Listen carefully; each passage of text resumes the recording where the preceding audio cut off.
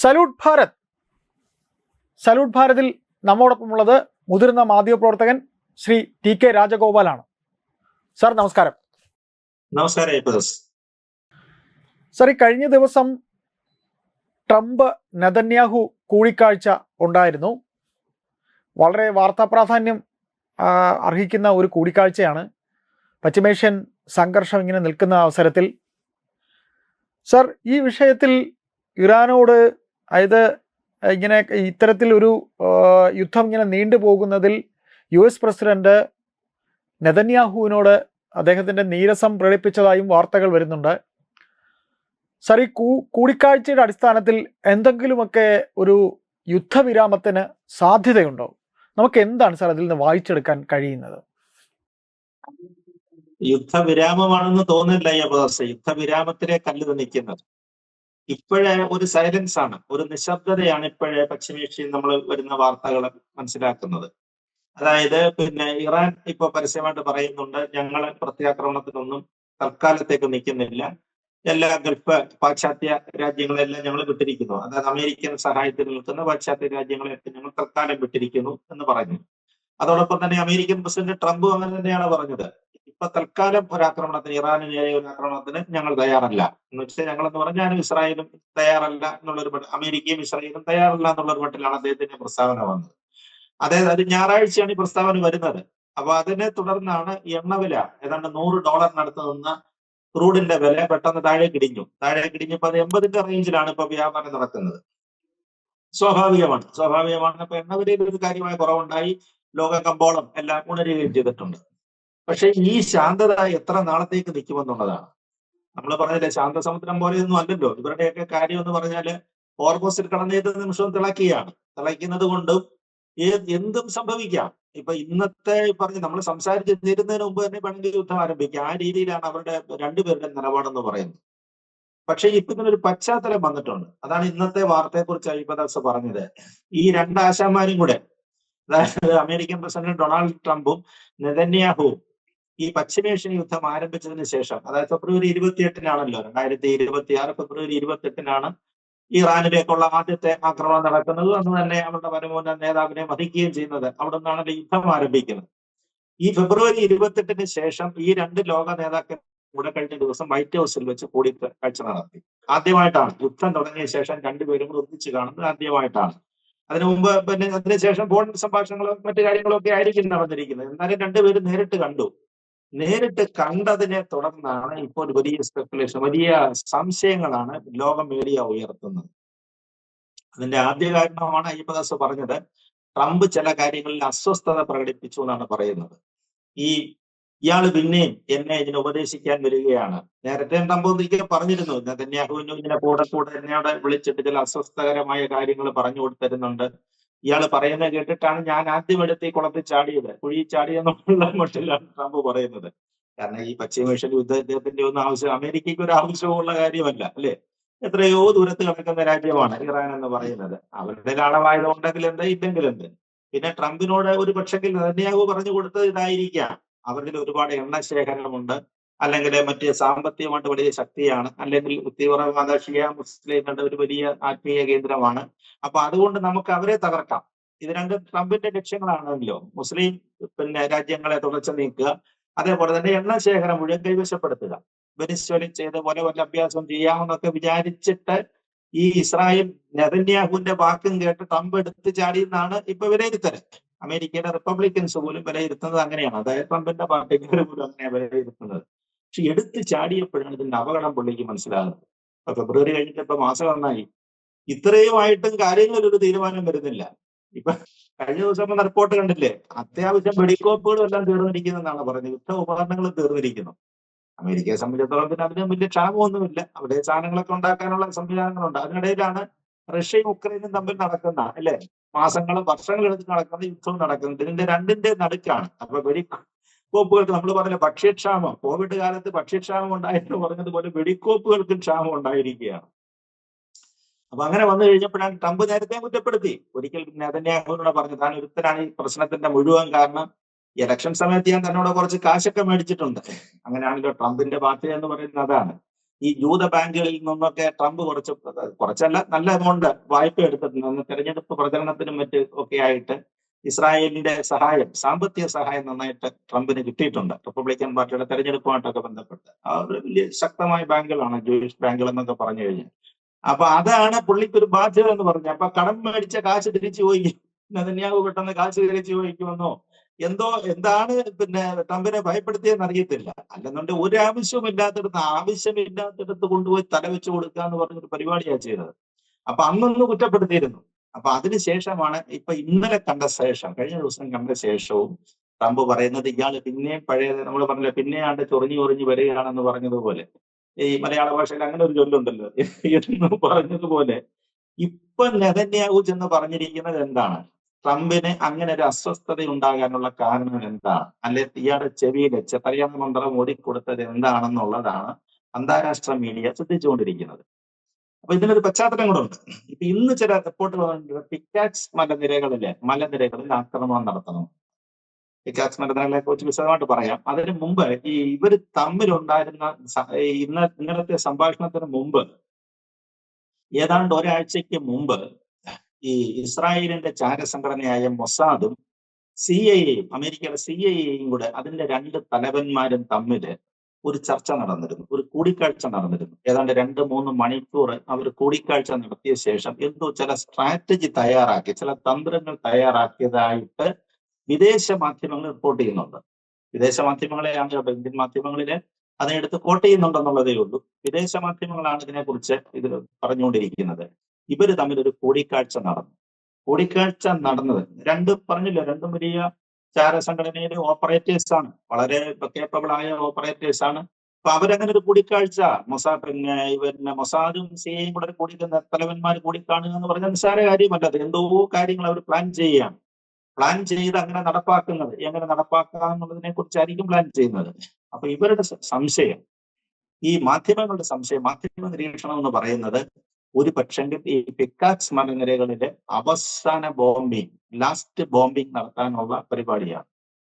Pickaxe മലനിരകൾ എന്ന് പറഞ്ഞു കഴിഞ്ഞാൽ ഇറാൻ ആണവശേഖരം നടത്തിയിരിക്കുന്നത് നതാൻസ് അതിന് ചുറ്റുമാണ്. ഈ പിക്കാക്സ് മലനിരകള് അതിന്റെ നടുക്കാണ് ഇറാന്റെ ആണവശേഖരം ഉണ്ടെന്നാണ് ഈ മൊസാദ് കണ്ടെത്തിയിരിക്കുന്നത്.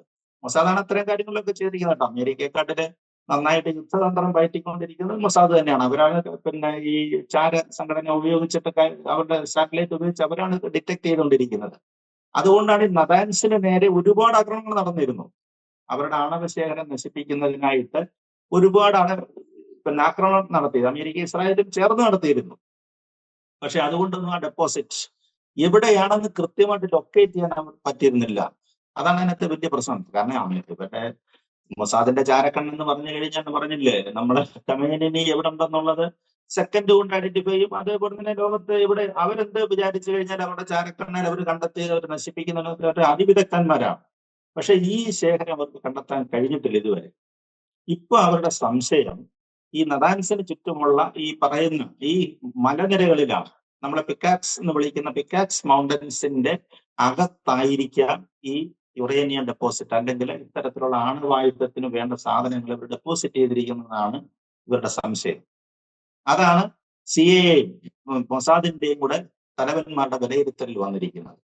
ഈ പർവ്വതത്തിന്റെ പ്രത്യേകത എന്ന് പറഞ്ഞാൽ ഇത് 100-125 കിലോമീറ്റർ വരെ താഴ്ചയുണ്ടെന്നാണ് മാധ്യമങ്ങൾ പറയുന്നത്. 100-125 മീറ്റർ വരെ, ക്ഷമിക്കണം, 100 മീറ്റർ വരെ താഴ്ചയുള്ള, അത്രയും താഴ്ചയുള്ള പർവ്വതങ്ങളാണ്.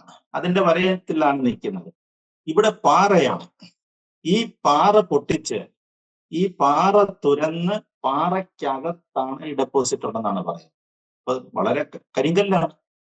കരിങ്കല്ലുകൾക്കകത്ത് ഡ്രില്ല് ചെയ്ത ശേഷം അതിനകത്താണ് ഈ സാധനം നിറച്ചിരിക്കുന്നത്. അപ്പൊ 100 മീറ്റർ താഴ്ചയിലൊക്കെയാണ് ഇത് കുഴിച്ചിട്ടിരിക്കുന്നതെങ്കിൽ, അത് അവിടെയാണ് ഇത് ശേഖരിച്ചിട്ടുള്ളെങ്കിൽ, അത് പെട്ടെന്നൊരു ബോംബ് കൊണ്ടൊന്നും തകർക്കാൻ പറ്റുന്ന കാര്യങ്ങളല്ല. നമ്മൾ സാധാരണഗതിയിൽ ഇറാനിലെ മറ്റേ ഖമീനിയുടെ കൊട്ടാരം തകർക്കാൻ അവർ ഉപയോഗിച്ചത് ബോംബുകൾ, അത്ര മാരകശേഷിയുള്ള ബോംബുകളാണ് ഉപയോഗിച്ചത്. അവിടെ പൊടിയാക്കി കളഞ്ഞില്ലേ. പക്ഷെ അതിനെക്കാട്ടും ശക്തമായ ബോംബ് സംവിധാനങ്ങൾ അമേരിക്കയിലുണ്ട്. അണ്ടർഗ്രൗണ്ട് ബ്ലാസ്റ്റ് ചെയ്യാനുള്ള ബോംബുകൾ അവരുടെ കയ്യിലുണ്ട്. പക്ഷെ ഈ പാറയ്ക്കിടയിൽ, 100 മീറ്റർ താഴ്ചയുള്ള പാറയ്ക്കിടയിലേക്ക് എങ്ങനെ പൊട്ടിക്കും? അതിനെന്തോ സ്പെഷ്യലൈസ്ഡ് ബോംബ്, എന്തോ പ്രത്യേകതരം ബോംബ് സംവിധാനങ്ങളൊക്കെ അവര് ഒരുക്കണം. അതാണ് ഇവരുടെ ചർച്ച വന്നത്. സിഐയുമായിട്ട് മൊസാദും തമ്മിലുള്ള ചർച്ചകൾ വന്നത് ഈ സ്ട്രൈക്ക് എങ്ങനെ നടത്താം, ഇതിന് ഏത് തരം ബോംബുകൾ ഉപയോഗിക്കണം, അതായിരുന്നു പ്രധാന ചർച്ചകൾ എന്നാണ് പറയുന്നത്. എന്നെങ്കിൽ മാത്രമേ ഈ ഇറാനെ സമ്പൂർണ്ണമായിട്ട് കീഴ്പ്പെടുത്താൻ പറ്റുകയുള്ളൂ. കീഴ്പ്പെടുത്തേണ്ട ഒരു ആവശ്യം രണ്ടുപേർക്കും ഉണ്ട്. കാരണം ഒക്ടോബറില് ഇസ്രായേലിൽ തെരഞ്ഞെടുപ്പ് വരികയാണ്. അദ്ദേഹം നേരിട്ട് തെരഞ്ഞെടുപ്പ് നേരിടാൻ നവംബറില് അമേരിക്കയിൽ അടക്കാല തെരഞ്ഞെടുപ്പും വരികയാണ്. അപ്പൊ രണ്ടാശാന്മാർക്ക്, അളിയന്മാർക്ക് രണ്ടുപേർക്കും വലിയ പരീക്ഷണ ഘട്ടങ്ങളാണ്. അപ്പൊ ജനങ്ങൾക്ക് നടുവിലേക്ക് രണ്ടുപേരും ഇറങ്ങാൻ പോവുകയാണ്. അപ്പൊ നെതന്യാഹു പറയുന്നത് അതുകൊണ്ടാണ്, ഞാൻ എങ്ങനെ ജനക്കൂട്ടത്തിലേക്ക് ഇറങ്ങും, ജനങ്ങളെ എങ്ങനെ അഡ്രസ് ചെയ്യും. കാരണം ഒക്ടോബറില് ഇപ്പൊ അവര് തെരഞ്ഞെടുപ്പിന് സമയത്ത് അദ്ദേഹത്തിന് എന്തായാലും പുറത്തിറങ്ങാതിരിക്കാൻ പറ്റത്തില്ല. അപ്പൊ അങ്ങനെ വരുന്ന സമയങ്ങളില് പ്രചരണമോ മറ്റു കാര്യങ്ങളോ ഒക്കെ വേണ്ടി വരികയാണെന്നുണ്ടെങ്കിൽ എന്ത് ധൈര്യത്തിൽ പുറത്തു വരും? മൊസാദ് ചുറ്റുകൊണ്ടെന്നൊക്കെ പറഞ്ഞിട്ട് കാര്യമൊന്നുമില്ല, അല്ലേ? അതുപോലെ തന്നെ ട്രംപ് ഫേസ് ചെയ്യാൻ പോകുന്ന പ്രശ്നം അത് തന്നെയാണ്. അപ്പൊ അത് ഈ ഇറാന്റെ പ്രഖ്യാപനം നിലനിൽക്കുകയാണ്. ഇറാന്റെ പ്രഖ്യാപനം മറ്റേ ഖമേനിയുടെ ശവസംസ്കാര ചടങ്ങ് സമയത്ത് നമ്മൾ കണ്ടതല്ലേ, ലക്ഷക്കണക്കിന് ഷിയ മുസ്ലിങ്ങളാണ് ബാനർ ഉയർത്തിപ്പിടിച്ചുകൊണ്ട് നിന്നത്, അല്ലേ? ആ ഭൗതിക ശരീരത്തെ വന്നിക്കൊണ്ടുകൊണ്ട് അവരെടുത്ത പ്രതിജ്ഞ കണ്ടില്ലേ? അതായത് ലോകത്തിൽ ആദ്യം കൊല്ലേണ്ട 2 വ്യക്തികൾ, അവരന്നാണ് പറഞ്ഞിരിക്കുന്ന പ്രഖ്യാപനം അതാണ്. ലോകത്തിൽ ഞങ്ങൾക്ക് ഇറാനിയൻസിന്, അതായത് ഷിയ മുസ്ലിങ്ങൾക്ക് ആദ്യം കൊല്ലേണ്ട 2 വ്യക്തികൾ എന്ന് പറയുന്നത് അമേരിക്കൻ പ്രസിഡന്റ് ട്രംപും അതേപോലെ തന്നെ ഇസ്രായേലിന്റെ നെതന്യാഹുവിനെയുമാണ്. ഇവരെ 2 പേരെയുമാണ് ഞങ്ങൾക്ക് ആദ്യം തട്ടേണ്ടതാണ്. ഇവരെ എവിടെ കണ്ടാലും തട്ടുമെന്നാണ് പറയുന്നത്. എവിടെ വെച്ച് ഫസ്റ്റ് ആദ്യം കിട്ടുന്ന ആദ്യത്തെ അവസരങ്ങളിൽ 2 പേരെയും തട്ടിക്കളയുമെന്നാണ് പറയുന്നത്. ഇപ്പൊ ഭയപ്പെടല്ലേ? ഇത് മാത്രമല്ല, ഈ നേതാക്കന്മാരെ മാത്രമല്ല, അമേരിക്കൻസിനെയും ഇസ്രായേലിയെ ഇവിടെ വെച്ച് കണ്ടാലും ആക്രമിച്ചോളാനാണ് പറയുന്നത്. കാരണം അവരുടെ രക്തത്തിൽ അങ്ങനെ അലിഞ്ഞു ചേർന്ന് പോയി. ആ ഖമേനി എന്ന് പറയുന്ന ആത്മീയ നേതാവിന്റെ അംശം അത്രയേറെ അലിഞ്ഞു ചേർന്ന് കിടക്കുകയാണ്. അവരെ നമ്മൾ അതിനകത്ത് കുറ്റം പറഞ്ഞിട്ട് കാര്യമില്ല. അപ്പൊ അതുകൊണ്ട് 2 പേർക്കും അറിയാം, നെതന്യാഹുവിനും അറിയാം, ട്രംപിനും അറിയാം, സംഭവം കുഴപ്പമാണ്. അപ്പൊ ഇനി ഉള്ള സമയം വളരെ പരിമിതമാണ്, എന്നല്ലേ? ഇന്നിപ്പോ ജൂലൈ അവസാന ഭാഗത്തിലേക്ക് എത്തിക്കഴിഞ്ഞിരിക്കുകയാണ്. തെരഞ്ഞെടുപ്പുകൾക്ക് വളരെ കുറച്ച് സമയമേ ഉള്ളൂ. 1-2 മാസത്തിന്റെ ഇടയിൽ ഈ കാര്യങ്ങളിലേക്ക് എല്ലാം കടക്കേണ്ടി വരും. അപ്പൊ അതിനു മുമ്പ് ഒരു ഫൈനൽ ആക്രമണം നടത്തണം. അതാണ് 2 പേരും ലക്ഷ്യമിടുന്നത്. എങ്ങനെയെങ്കിലും പ്രശ്നങ്ങളിൽ ഒരു ശാശ്വത തീരുമാനം വേണം. ആണവായുധം നശിപ്പിച്ചു കഴിഞ്ഞാൽ പിന്നെ എളുപ്പമായിരിക്കും എന്നുള്ളതാണ്. അപ്പൊ അതുകൊണ്ടുള്ള ഒരു ശ്രമമാണ്. നമ്മൾ പറഞ്ഞില്ലേ, ആ പരാക്രമമാണ്. അപ്പൊ ഒരു 4ാം റീഡ്, നമ്മളെ പണ്ട് സിനിമയിലൊക്കെ അങ്ങനെ 4 റീഡുകളായിട്ടാണ് നല്ല പഴയ കാലത്ത് സിനിമ കാണിച്ചുകൊണ്ടിരുന്നത്. 4ാം റീഡിലാണ് അതിന്റെ ക്ലൈമാക്സ് വരുന്നത്. അപ്പൊ 4ാം റീഡ് വരുമ്പോൾ ശ്രദ്ധിക്കും, ആളുകൾ ഇങ്ങനെ ശ്രദ്ധിക്കുന്നത് വളരെയേറെ എങ്ങനെയാണ് ഇത് അവസാനിക്കുക, ശുഭമാണോ അല്ലെങ്കിൽ ദുഃഖപര്യവസായിയാണോ എന്നൊക്കെ എന്ന് പറഞ്ഞൊരു അവസ്ഥയാണ് ഇപ്പൊ പശ്ചിമേഷ്യൻ യുദ്ധത്തിൽ സംഭവിച്ചു കിടക്കുന്നത്. അതുകൊണ്ട് തൽക്കാലം ഇപ്പൊ 2 കൂട്ടരും തീരുമാനിച്ചിരിക്കുന്നത് ഈ ഹോർമുസ് കിടന്ന വല്ല കളിയൊന്നും വേണ്ട എന്നുള്ളതാണ്. അതായത് ഇതിനിടയ്ക്ക് തിരുവനന്തപുരം ഭാഷയെ പറഞ്ഞ ചീള് കേസ്, ഈ ചീള് കേസുള്ള ആക്രമണങ്ങളൊന്നും വേണ്ട. അതുകൊണ്ടാണ് ഇപ്പൊ കഴിഞ്ഞ ഒരാഴ്ചയായിട്ട് വലിയ ശാന്തമാണല്ലോ, വലിയ പ്രശ്നങ്ങളൊന്നും കാണുന്നില്ല. വല്ലപ്പോഴും അത്യാവശ്യമായിട്ട് എല്ലാവരും പറഞ്ഞ കളിപ്പാട്ടം പിള്ളേർ കളിക്കുന്നതിന്റെ ഇടയ്ക്ക് ഒരു സാധനം എന്ന് പറഞ്ഞത് ഒരു ഡ്രോൺ ഇങ്ങനെ സൗദിക്ക് നേരെ വിടുവോ അല്ലെ കുവൈറ്റിന് നേരെ വിടുവോ, അങ്ങനെയൊക്കെയുള്ള കാര്യങ്ങളേ ഉള്ളൂ. അല്ലാതെ പൊതുവായിട്ട് വിപുലമായ ആക്രമണങ്ങൾ അങ്ങ് നിർത്തിക്കളഞ്ഞിരിക്കുകയാണ്. ഇനി ഇത് വേണ്ട, വ്യാപകമായ അടിയിലേക്ക് അങ്ങ് പോകാം. അതിനുള്ള തയ്യാറെടുപ്പ് നടത്തുകയാണ്. അങ്ങനെയാണ് മാധ്യമങ്ങളുടെ എല്ലാം ലോക മാധ്യമങ്ങളെല്ലാം നിരീക്ഷിക്കുന്നത് അങ്ങനെയാണ്. അതിനുള്ള ഒരു തയ്യാറെടുപ്പ് ഇല്ലാതെ പറ്റുകയില്ല. അപ്പോ സാർ, നമ്മള് സംസാരത്തിന്റെ ആ ഒരു ചുരുക്കെഴുത്തിലേക്ക് എത്തുമ്പോൾ ഈ യുദ്ധം ഇനി ഇങ്ങനെ ഒരു അവസാന ലാപ്പിലേക്ക് പോകുന്നു എന്ന് പറയുമ്പോൾ ഈ പിക്കാക്സ് മലനിരകളിലെ യുറേനിയം സമ്പുഷ്ടം അവർ സൂക്ഷിച്ചിരിക്കുന്നത് തകർക്കുക, അത് തകർക്കുന്നതിലൂടെ അവസാനിപ്പിക്കാന്ന് പറയുമ്പോൾ അത് ഇറാനിൽ വൻ ഒരു ഇത് ഉണ്ടാകില്ലേ സാർ? ഒരു വലിയ വിപത്ത് ഉണ്ടാവില്ലേ? അങ്ങനെയാണോ ഈ യുദ്ധം ഇനി അവസാനിപ്പിക്കാൻ പോകുന്നത്? അതുകൂടെ ഒന്ന് പറയാമോ സാർ? അയ്യപ്പദാസെ, ഈ മലനിരക്കിടയിൽ എന്തെല്ലാമാണ് ഒളിപ്പിച്ച് യുറേനിയത്തിന്റെ ഉള്ള ഓപ്പറേഷൻസ് ആണ്, സാധനങ്ങളാണ് അവിടെ ഇരിക്കുന്നതെന്നാണ് ഇവരുടെ അസസ്മെന്റ്. അത് വന്നു കഴിഞ്ഞാൽ സർവനാശം ഉണ്ടാകും, അത് സത്യമാണ്. പക്ഷേ അവിടെ പാറയാണ്. ഈ 100 മീറ്റർ താഴ്ചയിലൊക്കെ ഒരു പർവ്വതം ഇടിച്ച് പൊട്ടിക്കണം. അതിനുള്ള ബോംബിങ് കറക്റ്റ് ആയിരിക്കണം. അതാണ് പ്രശ്നം. ഇപ്പൊ ഇവിടെ ഇരുന്നുകൊണ്ട് നമ്മളിത് പറയുന്ന പോലെയല്ലേ, പാറയിൽ വലിയ പർവ്വതമാണ്, എത്രയോ വർഷങ്ങളായിട്ട് രൂപപ്പെട്ടിരിക്കുന്ന പാറയാണ്. അതിലേക്ക് വേണം ഈ സാധനം ഇടിച്ച് കയറ്റാനായിട്ട്. ഇടിച്ച് കയറ്റിയിട്ട് വേണം ഇത് തകർക്കാനായിട്ട്. തകർത്ത് ഈ പാറക്കൂട്ടങ്ങളെ തകർത്ത് ഇത്രയും താഴ്ചയിൽ അവർക്ക് എത്താൻ പറ്റുമോ? അപ്പൊ അതുവരെ ഒരുപക്ഷെങ്കിൽ ഇറാനും അറിയാമല്ലോ, ഇവരുടെ സാധനമൊക്കെ വരുന്നത് അവർക്കും അറിയാൻ പറ്റുന്നുണ്ട്. അപ്പൊ അവരതിന് മറുമരുന്ന് എന്തായിരിക്കും ചെയ്യാൻ പോകുന്നത്? അവരുടെ പ്രശ്നമുണ്ട്. ഇറാനിൽ നിന്ന് അവരുടെ മറ്റേ സാധനം വല്ലതും കയ്യിലുണ്ടോ? ഉത്തര കൊറിയ തന്നെ പറഞ്ഞില്ല, ഞാൻ മറ്റേ സാധനം തരാമെന്നൊക്കെ പറഞ്ഞിരിക്കുകയാണ്, ആണവ മിസൈൽ തരാമെന്നൊക്കെ ഉത്തര കൊറിയ പോലും പറഞ്ഞിട്ടുണ്ട്. ഇനി അവന്റെ എങ്ങാനും മേടിച്ച് അല്ലെ അവരുടെ സഹായത്തോടു കൂടി എങ്ങാനും ഈ പശ്ചിമേഷ്യയിലെ ഒക്കെ ഈ സാധനം കൊടുത്തു വിട്ടാൽ എന്ത് ചെയ്യും? അതാണ് ഇപ്പൊ ഈ പ്രശ്നം. അതാണ് ഇസ്രായേലിനെ സംബന്ധിച്ചിടത്തോളം അവർക്ക് അതും ഗൾഫ് രാജ്യങ്ങളുടെയും വലിയ പ്രശ്നം അത് തന്നെയാണ്. ഏത് സമയത്ത് ഇറാൻ തിരിച്ച്, കാരണം അടുത്ത് കിടക്കുകയാണ്, അടിക്കാൻ പറ്റും. പക്ഷെ അമേരിക്കയ്ക്ക് ആ പേടി വേണ്ട. അമേരിക്ക എന്ന് പറയാൻ എത്ര ദൂരെ കിടക്കുകയാണ് അല്ലേ? ഇവിടെ നിന്ന് അമേരിക്ക ഇറാൻ നേരിട്ട് ആക്രമിക്കാൻ നടക്കുന്ന കാര്യമല്ല. അപ്പൊ കൂടെ ഉള്ളവനെ അടിക്കുക എന്നുള്ളതാണ്. അപ്പൊ അതുകൊണ്ട് വളരെയേറെ ആലോചിച്ച് ചെയ്യാൻ പറ്റത്തുള്ളൂ. പക്ഷെ എന്തെങ്കിലും ചെയ്തെങ്കിലേ പറ്റുകയുള്ളൂ. അപ്പോ അനിശ്ചിതത്വമായി ഈ യുദ്ധം നീണ്ടുപോകുമോ? അതെ ഇത്തരത്തിൽ എന്തെങ്കിലും ഒരു ക്ലൈമാക്സ് ഇപ്പം വേണ്ടത് രണ്ടു കൂട്ടർക്കും ഇത് വേണ്ടതുമാണ് അല്ലെ? ട്രംപിനും വേണ്ടതാണ്, നെതന്യാഹുവിനും വേണ്ടതാണ്. അല്ലാതെ പറ്റുകയില്ല. പ്രത്യേകിച്ച് നെതന്യാഹുവിന് ഒരു കാരണവശാലും തെരഞ്ഞെടുപ്പ് രംഗത്തേക്ക് ഇറങ്ങാൻ പറ്റുകയില്ല. ഏതായാലും നമുക്ക് ഇതിന്റെ ആഫ്റ്റർ എഫക്റ്റ്, ഇതിന്റെ മറ്റ് വശങ്ങൾ, മറ്റ് വാർത്തകൾ എങ്ങനെയൊക്കെ ആയി തീരും എന്നുള്ളത് ലോകം ഉറ്റുനോക്കുന്നുണ്ട്. അതിന്റെ അപ്ഡേഷൻ അനുസരിച്ച് നമുക്ക് തുടർന്ന് ഇരിക്കാം.